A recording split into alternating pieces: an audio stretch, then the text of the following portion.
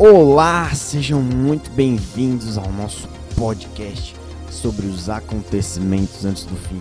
Eu sou o Vinícius Almeida, aqui da Igreja no Gama. Estou mais uma vez com o nosso amado irmão Jorge. Fala, Jorge. Sim, obrigado, Vinícius. Estamos Graças muito contentes de gravar de novo esse material. Muito bom. Estamos preparando com muito amor, com oração, com entrega, para que possa ser um material que possa ajudar o povo do Senhor, a igreja. Graças a Deus. E a todos aqueles que possam ouvir, né? Isso mesmo. Então a gente está indo aqui já para o nosso quarto episódio, né, da série Os Acontecimentos Antes do Fim. Então nós estamos fechando nosso primeiro mês aí. No episódio passado a gente falou sobre o antídoto para o mistério da iniquidade, né, Jorge? A gente Sim, foi isso. falando bastante sobre o mistério da iniquidade nos últimos 2 episódios. E hoje, ainda dentro do contexto dos acontecimentos antes do fim, nós vamos para a mensagem 4, né, que é o princípio das dores no cenário político, econômico e religioso antes do fim. Eu me lembro bem que no episódio passado a gente citou que nós íamos falar, né, desse cenário político, econômico e religioso e também de como seriam gerados os vencedores, né? E enfim, estamos aqui para começar o episódio de hoje. Já para começar, vamos com o nosso dicionário do fim. Dicionário do fim, e a palavra de hoje é ecumenismo. Jorge, antes que a gente comece a falar muito dessa palavra, o que é ecumenismo? Sim, ecumenismo é o processo de busca unitária religiosa, Vinícius. É um termo, o termo ecumenismo ali vem do grego oikoumeni, e significa mundo habitado, no sentido mais restrito. Ele se emprega, é um termo mais usado para os esforços a favor da unidade das igrejas cristãs. Em um sentido assim lato, né? Se pode designar a busca da unidade entre as religiões, né? São esforços para buscar a unidade entre as religiões. Entendi. Então é basicamente unir, né, as formas de pensar para virar uma coisa só. Isso aí. Isso. Então, muito bem. Então vamos para a primeira pergunta de hoje. Basicamente, eu quero já destrinchar o título, né? O título de hoje é o princípio das dores no cenário político, econômico e religioso. E eu queria entender princípio das dores. Por que princípio das dores? O que significa princípio das dores? O que a Bíblia fala disso, Jorge? Sim, bom, essa expressão princípio das dores, ele está em Mateus capítulo 24, versículo 8. Eu vou ler a partir do versículo 7, que fala sobre os acontecimentos antes do fim. Porquanto se levantará nação contra nação, reino contra reino, e haverá fomes e terremotos em vários lugares. Porém, todo isto é o princípio das dores. Então, Vinícius, princípio das dores aqui são, na verdade, 2 cenários, né, que vamos tratar. Vamos tentar de desenvolver esse tema hoje. O cenário, como já você mencionou, político, econômico, religioso, que é um cenário negativo, podemos dizer assim, mas também vai ter um cenário positivo, umas dores de parto que tem a ver com acontecimentos positivos a favor do reino de Deus. Olha só. Então, com relação ao cenário social, o que está acontecendo agora, né? Que são essas constrações, que são esses princípios das dores? Eu quero fazer uma comparação para entender o nível em que nós estamos agora, enquanto a esses princípios das dores. Exemplo, uma mulher quando ela está grávida, ela apresenta 3 níveis de contrações no processo da gravidez. Então, o que são as contrações? São aquelas dores no útero, né?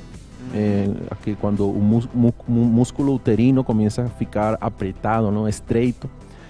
Não, e no primeiro processo, não, basicamente são 3. O primeiro, eles são chamados dores Braxton, que ele acontece no terceiro trimestre da gravidez. Podemos dizer que é o começo de um treino para a mulher estar se preparando para dar à luz. Então essas contrações, elas são involuntárias, são movimentos, contrações musculares do útero involuntária. A mulher não consegue controlar isso, né? Eu estou falando como se eu sei muito, né? Sobre, como se eu já passei por isso. Especialista, Jorge, especialista. Bom, o segundo nível de contrações eles são chamados prodrômico. E esses, eles antecedem ao trabalho de parto, não? Na verdade, é quando a mulher está se preparando e o corpo está sendo preparado para o trabalho de parto, né? Então, seria o segundo. Agora, o terceiro são as contrações de partos. Já é quando a mulher o corpo se está aprontando para dar à luz o filho, né? Uhum. Então, aí, nesse terceiro, Vinícius, é quando as dores são muito mais intensas. Porque aí começa a acontecer vários processos. Um deles, o colo uterino, ele começa a se dilatar, ele se abre até 10 centímetros. E as dores, Vinícius, a mulher começa a ter dores muito fortes na região do lombar, pronuncia assim, né? Lombar. E do tronco, né?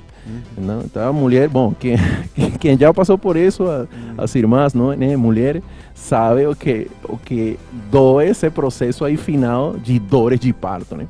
Então, aí, por que eu estou falando isso aí? Porque em Mateus capítulo 24, versículo 7, quando fala de princípio das dores, está falando do princípio das dores de parto, quando uma mulher está a ponto de dar à luz. Só que eu vou fazer uma pergunta, Vinícius.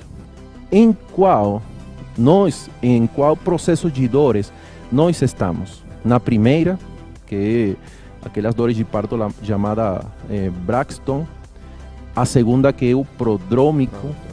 O terceiro, que são as contrações, trabalho de parto já para o fim, para dar à luz. Você qual acha que nós estamos agora? Cara, eu não sei não, quem faz pergunta aqui sou eu, cara. Bom, Vinícius, eu creio que essas dores de parto aqui não são os acontecimentos que têm passado, né? Que têm acontecido no passado com algumas coisas políticas, com relação a terremoto. Eu creio que nós, a partir desse assunto que estamos tendo sobre a pandemia, nós estamos entrando nas contrações finais da mulher para que possa acontecer o fim, ok? Então, essas contrações finais que fala aqui, dores de princípio das dores, eu creio que já são as contrações finais. Por quê? Porque são acontecimentos de impacto mundial. Já esses acontecimentos, aqui dores de parto, são acontecimentos que vão mudar o cenário mundial. E já nós sabemos aqui, exemplo, que com esse tema da pandemia, o cenário mundial não vai ser mais o mesmo. Já todo mundo sabe isso, né? Não precisamos ser expertos. Então, tem um cenário com relação aos princípios das dores no político, que é o negativo, e tem um cenário espiritual que é positivo a favor do reino de Deus. Entendi. Muito bom, muito bom. Eu entendo assim, Jorge, que depois desse podcast a gente tem que extrair quais são as pendências, né, que a gente tem para que venha então o fim, para que a gente saia dessa parte, né, de acontecimentos antes do fim e que a gente realmente entre, né, no período de fim da grande tribulação e tudo mais. Então, eu queria entender qual é exatamente, né, esse cenário político e econômico, agora a parte, né, negativa, para os acontecimentos antes do fim. Qual que é a pendência que a gente tem nesse quesito aí? Sim, ok. O que nós estamos vivendo agora, estamos vivenciando, isso. É uma crise política generalizada no nível mundial. Entendi. Que, na verdade, explodiu com o assunto da pandemia, ok? Ok, nós, na verdade, já tínhamos uma crise em várias áreas, exemplo, na climatização, o problema climático. Sim. Agora nós estamos em um problema sanitário com o assunto da pandemia. Depois, agora, a segunda dor de cabeça mais grande que estão tendo os políticos agora, é a crise econômica que vai gerar essa pandemia, né? Se fala, não? Já os expertos explicam, os economistas, eles explicam que vai ser uma crise pior que aquela que gerou a Segunda Guerra Mundial. Por quê? Porque todo está mudando, né? Por causa da globalização, que também vou explicar isso aí. Então, já inclusive um secretário da ONU faz algumas semanas atrás, ele falou que a hambruna que vai ser gerada a partir dessa crise, ele comentou que vai ser uma hambruna a um nível apocalíptico. Ele falou, usou esse termo, né? A um nível apocalíptico.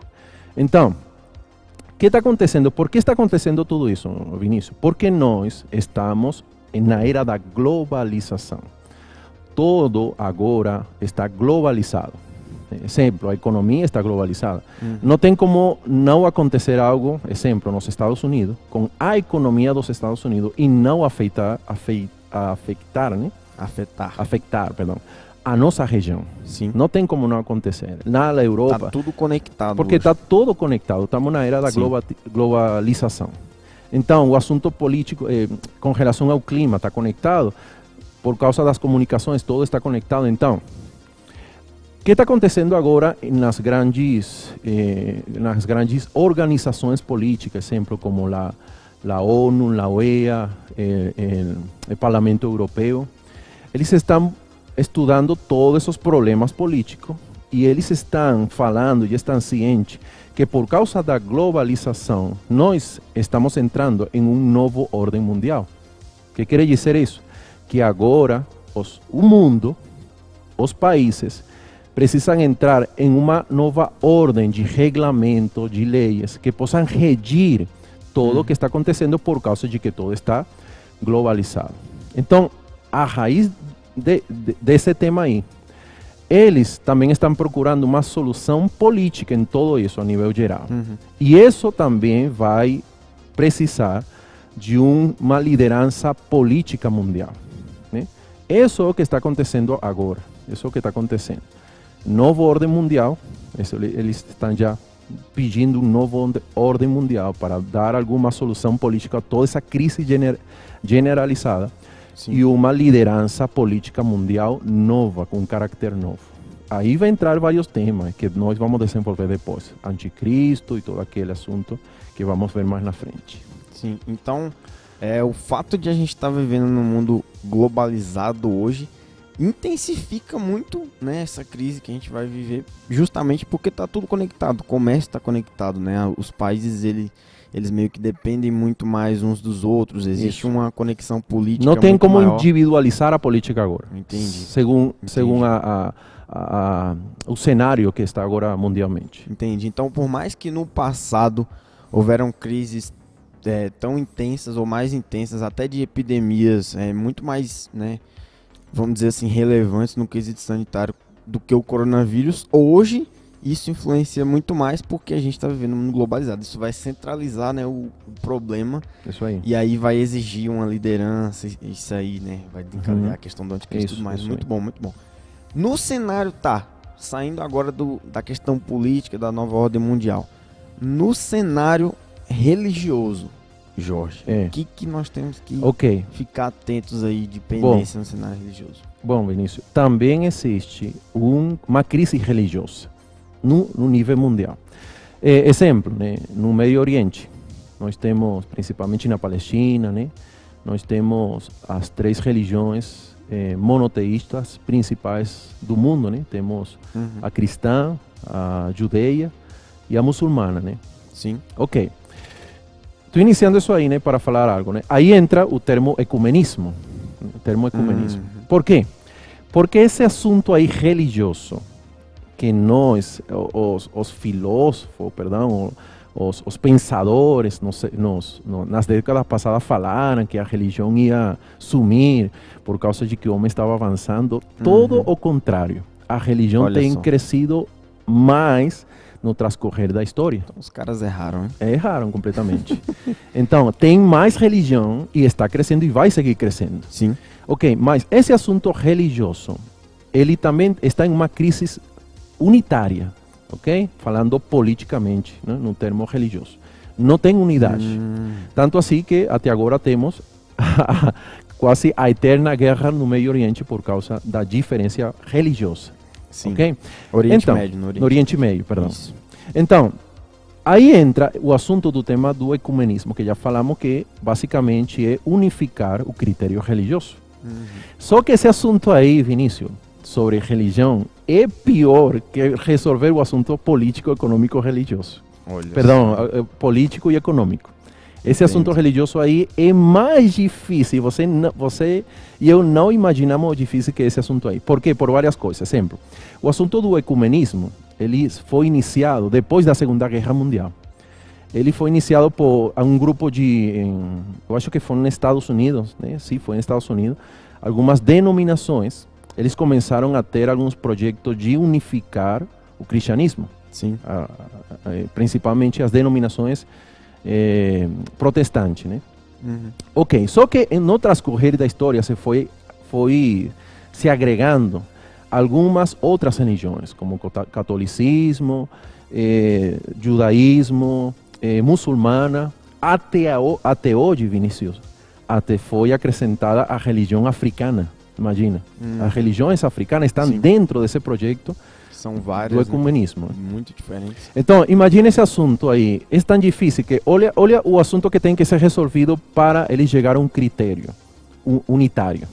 O primeiro é o espiritual, que tem a ver com a atitude positiva que todos eles precisam ter para que esse projeto possa ser levado para frente, né? O outro ponto é o assunto institucional. São as instituições que elas já existem, Vinícius. Algumas delas já têm milênios.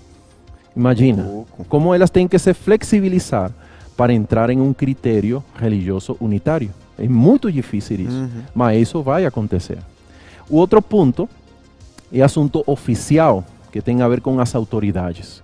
Imagina, cada uma dessas religiões, elas têm uma autoridade consagrada e elas têm que se unificar. Outro ponto difícil a ser resolvido, o assunto doutrinário. Cada uma das religiões, elas têm uma doutrina diferente e elas têm que unificar o assunto da religião. Exemplo, já se fala também que o Papa Francisco, exemplo do assunto do catolicismo, o Papa Francisco ele já tem um projeto de fazer uma Bíblia onde tira a Jesus o caráter de Messias. Por quê? Porque a Bíblia, apresentando Jesus com o caráter do Messias, ela está ofendendo aos muçulmanos e aos judeus. Então ela tem que tomar uma iniciativa, principalmente o Papa Francisco, que ele foi colocado, precisamente foi substituído pelo anterior, porque este aqui era um pouco mais flexível, mais moderno, mais aberto, né? Se tirar Jesus, lascou. Entende? Então, não é tirar Jesus da Bíblia num caráter como Messias. Messias. Mas deixar ele como um profeta e todo aquilo, né? Entendi. Todo isso está se mexendo agora aí, dentro do ecumenismo. Está o aspecto também local, que são as iniciativas locais de cada uma dessas religiões, né? Que ela também tem que buscar um caráter unitário. E o assunto secular, como eles procuram de resolver o assunto de justiça, de paz, da ecologia, da pobreza e tudo aquilo, né? É muito complicado esse assunto aí do ecumenismo, mas esse assunto tem décadas no qual está se desenvolvendo, né? Ok, esse assunto do ecumenismo, ela está organizada por países, por continentes e no nível mundial. Exemplo, aqui no Brasil, EUCONIC. EUCONIC significa Conselho Nacional de Igrejas Cristãs do Brasil. Você pode entrar na internet aí e você até vai ver as igrejas cristãs que formam parte do ecumenismo aqui no Brasil. Ela tem sede aqui em Brasília, ok? Sabia disso não. Enquanto a continentes, perdão, o CLAI é o Conselho Latino-Americano, de Igrejas, né? E no nível mundial é o Conselho Mundial das Igrejas, ok? Ok, para resumir aí, não falar muito, qual vai ser o clímax, o maior logro do ecumenismo? É conseguir a paz no Meio Oriente. Esse vai ser o símbolo mais representativo do ecumenismo. E aí entra, Vinícius, o assunto da construção do terceiro templo. Eu creio que o assunto do terceiro templo, que podemos falar isso mais na frente, eu creio que o terceiro templo, que os judeus, eles já são uma nação forte, uma potência, na verdade, e que o terceiro templo ele vai ser construído no lado dessa mesquita muçulmana que está no Monte Moriá, em Jerusalém. por causa de um acordo de paz. Tem várias teorias, né? Alguns falam que não, vai ser destruído e Israel vai tomar posse, né? Mas eu particularmente creio, que vai ter um acordo de paz entre judeus e muçulmanos, e isso vai ser um símbolo do ecumenismo. Sim. O templo no lado da mesquita. E isso aí vai ser um símbolo. Vai soar muito bom, né? Muito tipo bom, assim, isso aí. Aliás, só o ponto de estar gerando paz no Oriente Médio, que é uma história que a gente já acompanha há muito, muito tempo, isso já vai parecer muito maravilhoso já. Meu Deus, que coisa, né? Fenomenal. Isso. Então, Vinícius, bom, por que esse assunto do templo dos judeus é tão importante? Porque é um símbolo até bíblico para entender o assunto do final dos tempos. Porque nós precisamos entender. Porque o terceiro templo, exemplo, ele foi destruído no tempo da invasão da Babilônia por Nabucodonosor. Depois de que foi construído, ele foi contaminado por Antíoco Epifânio, aquele rei grego. Sim. E depois, no ano 70, por o imperador Vespasiano, ele mandou invadir Jerusalém e mandou seu filho Tito. Nós falamos isso lá no primeiro episódio. Sim. Ok. Então foi destruído no ano 70 e Israel, no ano 1948, ele voltou a ser uma nação. Sim. Né? Voltou a ser uma nação. Hoje, Vinícius, Israel é uma potência. É uma potência. Ele conseguiu restaurar todas as áreas, política, econômica, tecnológica. Eles são uma potência poder bélico também. Em poder bélico, eles são uma potência em todas as áreas. Mais curioso, Vinícius, hoje eles não conseguem ter suas atividades religiosas oficiais, que são as bíblicas. Isso é curioso. É curioso. Por quê? Por quê? Porque eles precisam do templo. Sim. Sem esse templo, eles não conseguem ter a adoração oficial da antiga aliança, do Antigo Testamento, que é o que eles agora estão esperando. É a única coisa que eles estão esperando para completar sua identidade como povo de Deus, né? Como Israel. Né? Ok, onde está o curioso de todo isso aqui? Quem vai ajudar ao povo de Israel a construir esse terceiro templo? Quem vai resolver esse problema religioso? Aí onde está a grande pergunta. Bom, a Bíblia revela, Vinícius, quem vai ajudar, quem vai conseguir resolver esse problema político aí religioso é o anticristo. Olha só. Que a Bíblia denomina o sétimo rei. Então eu quero primeiramente ler um versículo que está em Daniel. Vamos ler Daniel capítulo 9, versículo 19, que fala sobre as 70 semanas de Daniel. Mas para conhecer esse assunto, esse contexto todo das 70 semanas, vai ter que ouvir o primeiro material. Né? Primeiro podcast. Tá isso. Então, eu vou ler aqui, Daniel capítulo 9, versículo 27. Ele fará firme aliança. Aqui está falando do anticristo. Né? Esse anticristo, ele vai fazer firme aliança com muitos, ou seja, ele vai resolver os problemas das diferenças políticas e religiosas para conseguir dar ao povo de Israel o terceiro templo. Por uma semana, que são, aquela última semana vai ser os últimos 7 anos desta era, ok? Sim. Que vai iniciar quando o templo seja construído e comecem as atividades religiosas. Na metade da semana, ou seja, depois de 3 anos e meio, fará cessar o sacrifício e a oferta de manjares. Se vai fazer cessar o sacrifício dos judeus, é porque vai existir o templo. Então, quem ajude ao povo de Israel a construir, a resolver esse problema para que seja construído o terceiro templo, você pode ter certeza de que esse cara aí é o anticristo. É o anticristo. É o anticristo. Só que o sétimo cessar, depois eu vou explicar isso aí. Ok. Na metade da semana fará cessar o sacrifício e a oferta de manjares. Sobre a asa das abominações virá o assolador. Aqui são detalhes que vamos explicar mais na frente em outros episódios. Até que a destruição que está determinada se derrame sobre ele. Então, Vinícius, o assunto é assim. Vai ter um sétimo rei que ele vai receber o espírito do quinto ele vai chegar a ser o 8º rei, que vai ser o anticristo ruim. Você entendeu alguma coisa aí? Vai ter um 7º rei com o espírito do 5º, que vai ser o 8º. Tá, Ok. explica isso daí. Eu vou explicar, eu sei que não entenderam nada. Mas amém, a palavra explica tudo isso aí. Muito bom.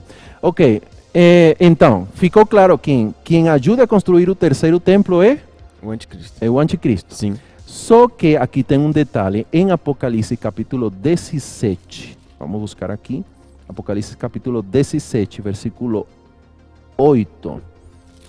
Aqui, ok. Então eu vou ler aqui. A besta que viste e não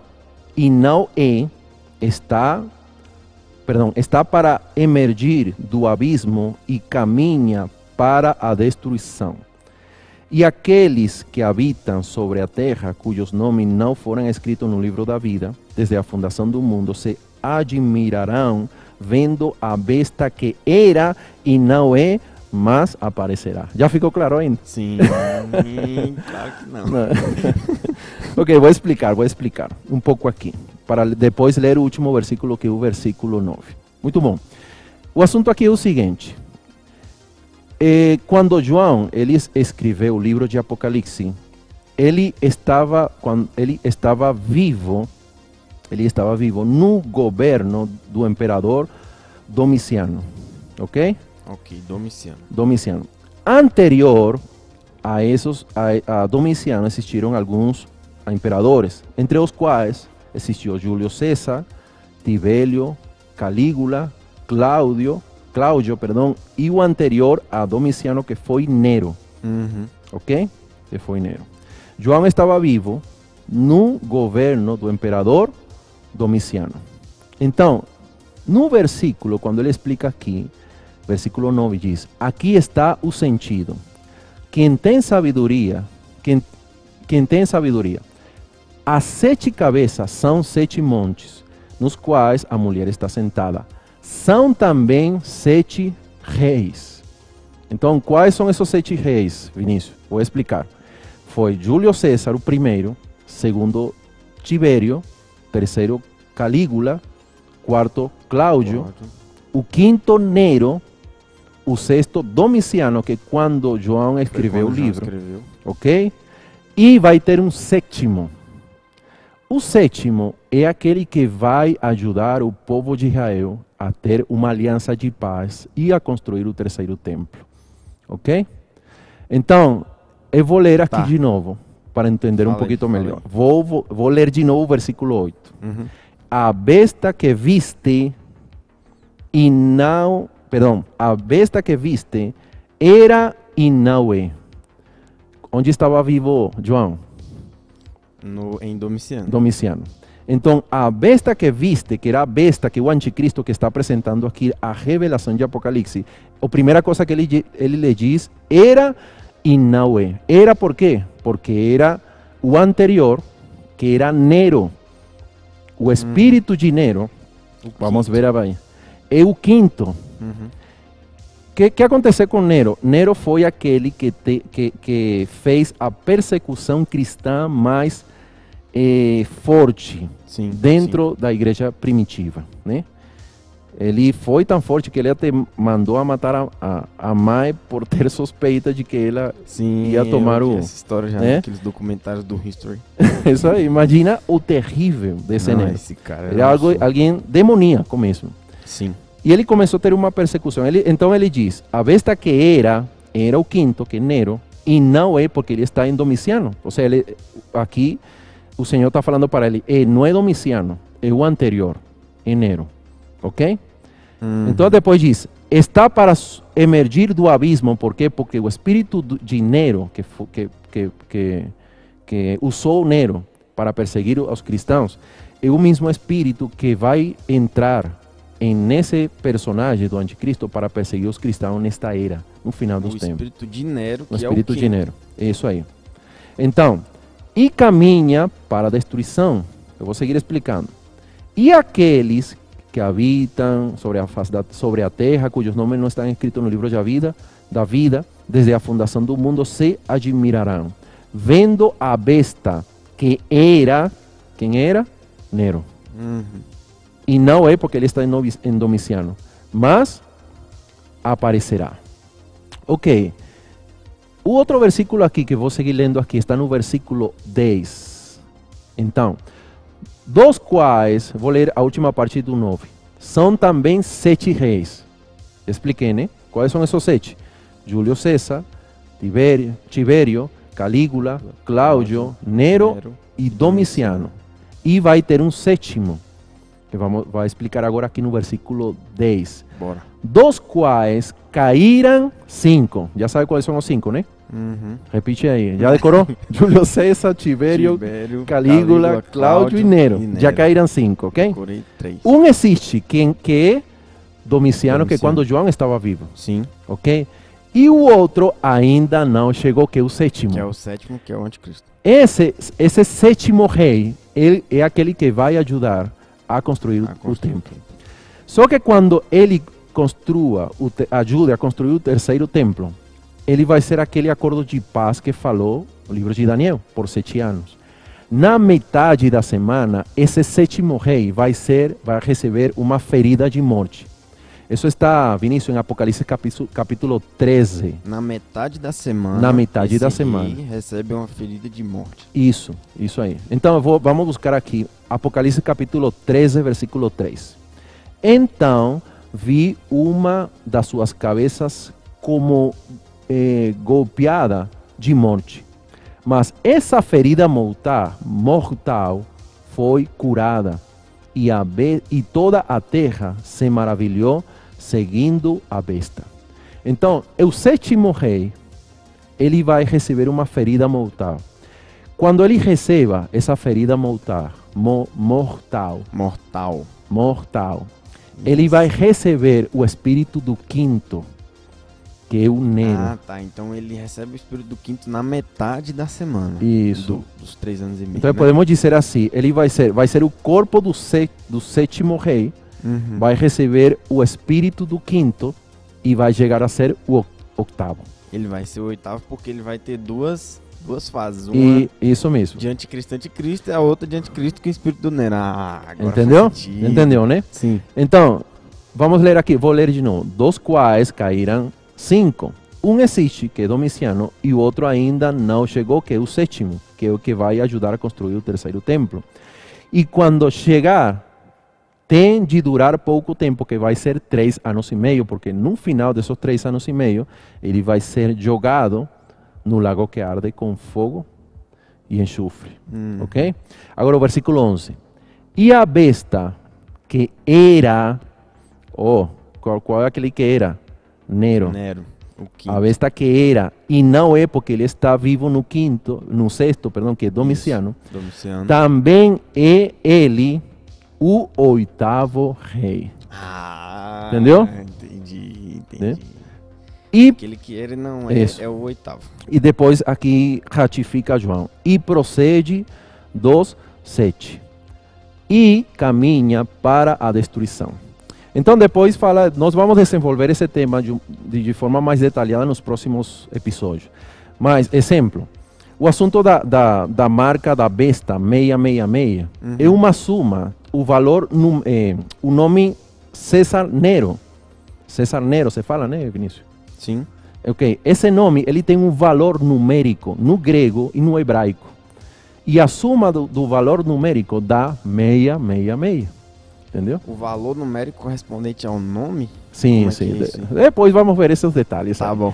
Somente estou lançando detalhe para mostrar que é o quinto, né? Tá. Que é o espírito do quinto com o corpo do sexto. E ele chegará a mescla desses dois aí. E aí vai ser o oitavo. Vai ser o oitavo, ok. Entendi. Então, eu falei isso aqui para esclarecer que o sétimo rei é aquele que ajude a construir o terceiro templo. Ele vai resolver, vai ser um estadista. Sim. Ele vai resolver o problema político. Ok, agora, Vinícius, o que está acontecendo agora neste momento? Todo mundo sabe que o presidente Trump, quando ele entrou como presidente dos Estados Unidos, ele lançou aquele acordo do século. Sim, acordo do século, também, né? Que o propósito era conseguir a paz no Meio Oriente. Então, o que eu vou falar aqui, eu não estou dizendo de que é Donald Trump ou outros que eu vou falar aqui. Eu estou dizendo aqui o que está acontecendo agora politicamente, okay, no nível mundial. Ok, esse acordo do século até agora não tem sucesso. Ok? Porque a política de Donald Trump ele tem sido muito agressiva em contra dos muçulmanos. Então ele não tem conseguido resolver esse assunto. Mas de onde vem esse assunto do acordo do século? Esse assunto, na verdade, vem do yerno de Donald Trump. Do genro. Genro. Genro. Ah, perdão. Desculpa. Bom, é o esposo da filha, né? Assim fica mais fácil. Então, esse genro, que ele se chama Jared Kushner. E ele é o primeiro assessor da Casa Branca, ok? Ele, na verdade, Vinícius, ele é muito admirado por Donald Trump. Ele é filho de judeus. Seus avós, eles sobreviveram ao holocausto nazi. Olha só. E ele é um judeu ortodoxo, muito sucedido empresarialmente. Ele é um empresário muito sucedido e é muito admirado por Donald Trump, até o ponto que hoje ele é o primeiro assessor da Casa Branca de Donald Trump. E ele é que está encarregado de levar a cabo esse projeto, o Acordo do Século. Está nas mãos desse cara aí, ok? Eu não estou dizendo que Jared Kushner seja o anticristo, o sétimo César, né? O sétimo rei. O que estou dizendo agora, que todo aquele que tenha intenção, que tenha poder mundial e tenha a intenção de construir o terceiro templo, é um suspeitoso, é um candidato de anticristo. De ser o anticristo, ok? Olha só. De ser o anticristo. Ok. Então, assim, a gente está falando, né, da questão de reconstruir o templo, que o anticristo ele vai ser o cara responsável por esse acordo de paz e ele vai ajudar, né, nessa reconstrução, nessa possibilidade de reconstrução do templo e tudo mais. E agora eu queria entender o seguinte: diante desse cenário, né, de reconstrução do templo, do cenário religioso, dos acontecimentos antes do fim, o que nós, igreja, devemos fazer? Será que a gente tem que, sei lá, acelerar esse processo, contribuir de algum jeito para a reconstrução do templo, ir lá no site lá e doar lá no Templo Institute para poder, né, agilizar isso daí? Qual deve ser a nossa atitude diante de tudo isso, Jorge, no aspecto prático? Sim, Vinícius, nós precisamos ter uma atitude mais precisa e um foco preciso com relação à palavra do Senhor. Ok, com relação à nossa atitude, né? O Israel é o povo de Deus, né? É o povo de Deus desde o Antigo Testamento, é um povo amado e nós devemos respeitar e amar esse povo, né? Sim. E orar por ele, né? Só que o que acontece, né? Por não ter clareza com relação à revelação divina, não podemos estar indo a outros extremos. Exemplo, agora está muito de moda orar por Israel, né? Uma moda agora dentro do cristianismo. Está errado? Não. Devemos orar por Israel por duas coisas. Para quê? Para que aquele remanescente que fala a Bíblia possa ser salvo. E até agora tem judeus que estão sendo salvos, né? Sim, assim, sim. Pontuais, né? Sim. Até judeus sucedidos que reconhecem a Jesus como Messias, sim, e até perdem posição, né? Sim, sim. Respeito do povo judeu, né? Então devemos orar pela salvação de Israel e por aquele remanescente possa se cumprir a palavra. Segundo, eles vão reconhecer a Jesus. No final, eles não vão, a liderança, o povo de Israel como nação, ele não vai reconhecer o Senhor só no final da grande tribulação, quando se cumpra aquela palavra onde o Senhor falou que não me vereis mais até que digam bendito aquele que vem em nome do Senhor. Isso vai acontecer só no final, na parousia, na aparição do Senhor, no final da grande tribulação. Depois da grande tribulação. Isso. Ok, então, devemos orar sim, mas qual é o nosso foco? Bom, com relação a Israel é isso, orar pela salvação deles, pelo remanescente, que o Senhor guarde esse povo. Ok, mas nós, como igreja, como o povo do Senhor nesta era, como falamos naquele primeiro episódio, na era da graça, na era da igreja, na qual nós estamos agora, nós temos um foco, que não é esse que acabei de falar agora. Esse foco, Vinícius, é o ministério da nova aliança. É cumprir o ministério da nova aliança. Não é apoiar a construção do terceiro templo. Nesse sentido, com o assunto de Israel. Quem entre nisso aí vai entrar em águas bem fundas, né? Se fala, né? Vai entrar águas fundas. em água funda. Por quê? Porque o nosso foco é outro. Então eu vou ir à palavra de Deus. Vamos ler primeiro Atos capítulo 1, versículo 6. Atos capítulo 1, Sim. verso 6. Vamos ver aqui, exemplo, quando os judeus, os discípulos perguntaram ao Senhor pela restauração de Israel. Né? Versículo 6 diz: Então, os que estavam reunidos lhe perguntaram: Senhor, será este o tempo em que restaures o reino de Israel? Isso já aconteceu no 48. Está faltando agora a reconstrução do terceiro templo para eles iniciar oficialmente as atividades religiosas. Então, podemos trocar assim, não? Será este tempo que vai construir o terceiro templo? Né? Porque já é uma outra fase que está esperando acontecer. É outra fase, né? É aqueles ramos, né? E as folhas, né? Isso, que falam. ramos.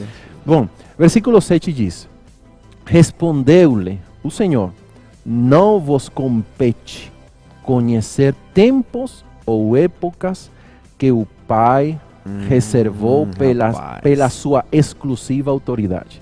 Ou seja, o Senhor está nos dizendo: esse assunto não é seu foco, não é seu alvo, não é seu problema.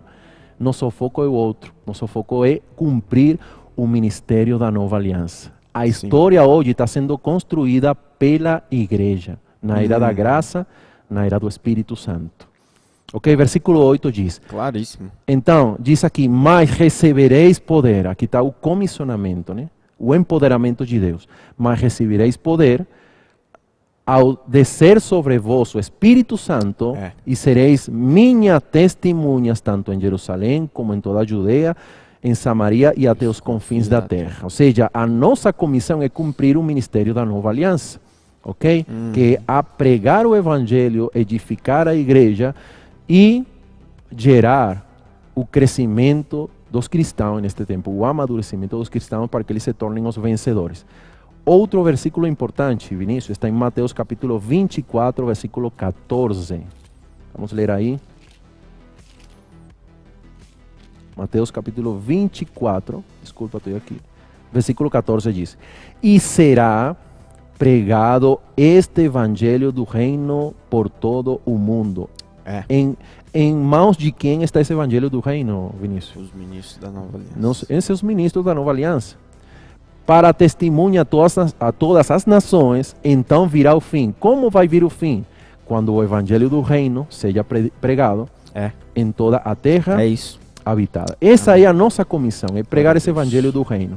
Outro versículo muito importante está em 1 de Tessalonicenses capítulo 5. Vamos ler essa passagem. 1 de Tessalonicenses capítulo 5, versículo 1. Diz: Irmãos, relativamente aos tempos e às épocas, não há necessidade de que eu vos escreva, pois vós mesmos estáis inteirados com precisão de que o dia do Senhor vem como ladrão de noite. Então, nessa época, nessa era da graça, o Senhor ele vai aparecer primeiro como um ladrão de noite. Quando um ladrão entra em uma casa, ele não avisa quando vai chegar. E as coisas que ele vai levar são coisas de valor.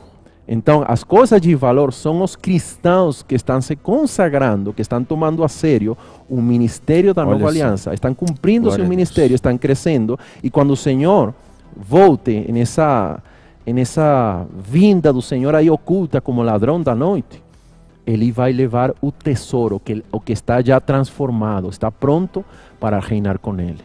Ele vai pegar, ok? E aí onde nós devemos ter o nosso foco. Versículo 3 diz: quando andarem dizendo paz e segurança, que é o que vai acontecer nesse acordo, né? sobre a construção do terceiro templo e o ecumenismo e tudo isso que já falamos. Eles vão falar de paz, principalmente no Meio Oriente. Eles vão falar de segurança com relação ao econômico e todos esses processos políticos. Eis que lhes sobrevirá repentina destruição, como vêm as dores de parto. Olha só. Ok? Então, depois eu já falei que todos esses cenários aí são dores de parto no aspecto negativo.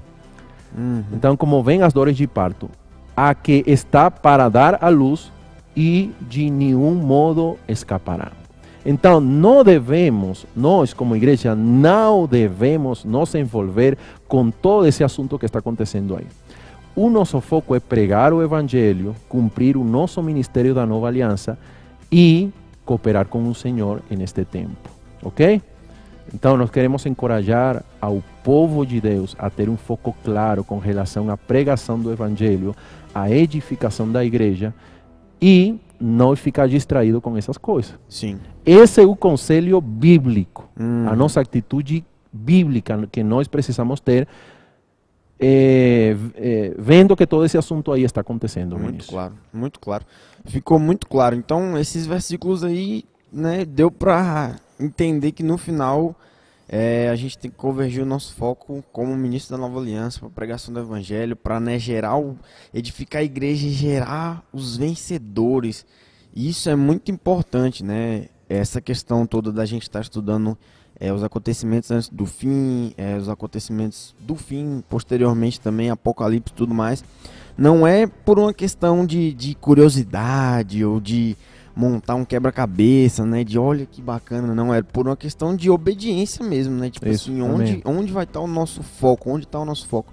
E a Bíblia é bem clara, né? No começo de Atos aí que a gente leu, a questão de Mateus 24:14 também. Então, tudo isso muito, muito, muito bom, muito rico e muito importante a gente identificar esse foco.